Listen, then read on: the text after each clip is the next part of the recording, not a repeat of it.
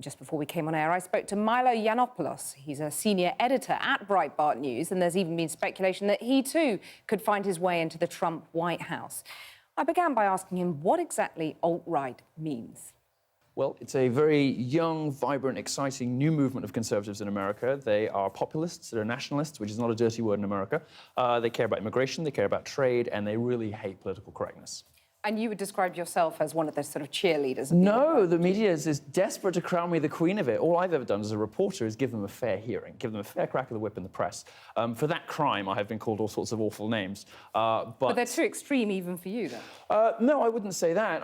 We're fellow travellers on some issues, but, you know, I'm very pro-Iraq, I'm very pro-Israel. There are all sorts of, you know, points of difference, I think. Do you think your erstwhile boss, Steve Bannon, chairman of Breitbart and now Trump's chief strategist, do you think he has horribly regressive attitudes? He's been described by some liberals an anti-Semite, a white nationalist. Have they got that wrong? Well, Breitbart is a company staffed almost entirely by Jews. I am a gay Jew, and he made me into a star. He, you know, flew over from America to hire Raheem Kassam to run the London office, who is a, you know, brown-skinned Muslim. This stuff is ridiculous. What a lot of Brits don't always understand is how ugly and terrifying American politics can be. The name-calling can be absolutely extraordinary, and lots of Brits... And name-calling by Breitbart, I mean, that is ugly. Look at these headlines. Well, no, Would you rather your child had feminism or cancer? Well, that's not Steve, There's no hiring bias against women in tech. They just suck at interviews. That's extreme. That's ugly. No, it's not extreme. They're my headlines. They're not Steve's. And how are they not extreme? Would you rather your child had feminism or cancer? Well, women agree with me. I mean, 7% of British women describe themselves as feminists. Just 7. It's only journalists who are still feminists. Feminism is actually about... Feminism is about equality, of course. You know, they say one thing... You don't believe that. You're redefining it. Well, no, they say one thing and they behave very differently. Feminists like to say, when they're on the defensive, oh, don't you believe in equal rights? But the way they actually behave is nasty, vindictive, Do you believe in equality for women? Do you believe in equality for women? Any normal person does. I want women to... so you're actually a feminist, then? Well, I would describe myself as a second-wave feminist, but the modern version of feminism, this ugly, sociopathic, vindictive, mean, spiteful third-wave feminism, which, you know, which is defined by misandry. Okay. Women agree with me, not with you.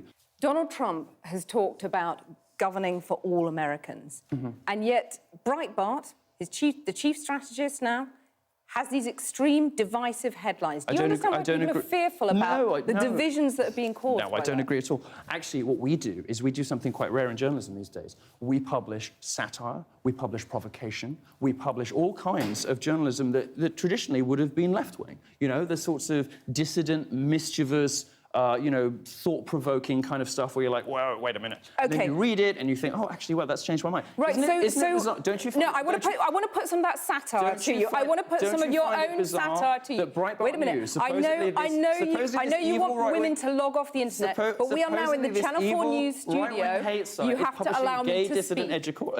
You said that women offended online should log off. You said, yes, we'll certainly let women onto the men's internet a few times a year, as long as you follow a few basic rules. You said, wait, let me finish. You said, mass Muslim immigration must stop, or people will know real rape culture. Are we supposed to just soak that up and take it as one big joke? Am I wrong about that? Am I wrong about that? Answer me. Are we supposed to just soak it up and take it as one big joke? You're supposed to treat it as it's intended and not wrench it from context. You know perfectly well that it is a provocation designed to make people think and perhaps to make them laugh. The guy who's behind all this provocation, the guy who hired you and turned you into a star, as you put it, is now chief strategist in the White House. What does it mean that someone who delighted in offending people, who delighted in having a laugh at Muslims and women, is now at the centre of power? I delight in offending people. I think the grievance brigade, victimhood, you know, the idea that hurt feelings are some kind of special currency, I think that needs to come to an end, and America agrees. What does that say about you? What does that say about the guy who is now the chief strategist?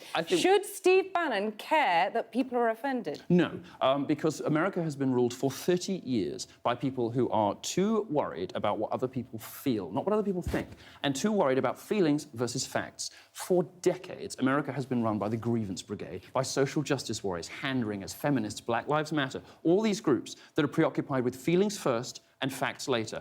They spread conspiracy theories and propaganda about the wage gap, campus rape culture. This stuff isn't real. What does it say about you, though? What does it say about Steve Bannon, who's now chief strategist, that you don't care about offending disabled people, ethnic minorities, women? You don't care about that. I don't care about offence-taking. I care about facts. I don't care about your feelings. But I thought you believed in a post-fact universe.